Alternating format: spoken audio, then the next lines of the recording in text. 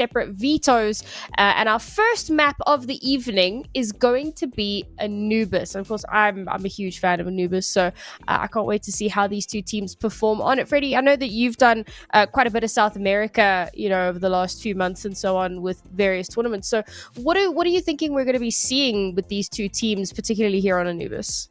I actually have not watched Red Canids in a long time, Okay. and I haven't seen this new roster of theirs either. So they've actually only played it once with the new roster, and they got owned by Una Mile.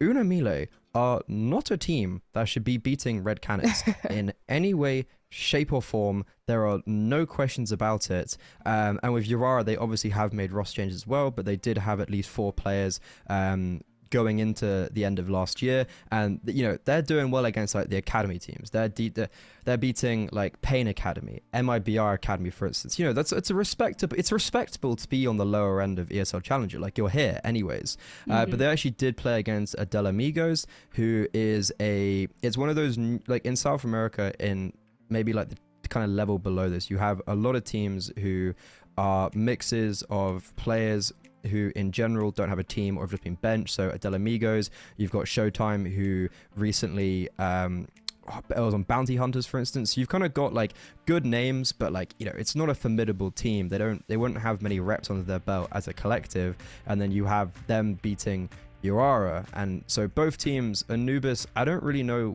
where to look for this, and I think for Red Canids in general, I'm just really excited to see this new roster, because all of these roster changes were prompted by them not making the major. Like, they had this benching of David Deas and Knifin because of a failure in the RMR. Like, Knifin, fair enough, he had a 0.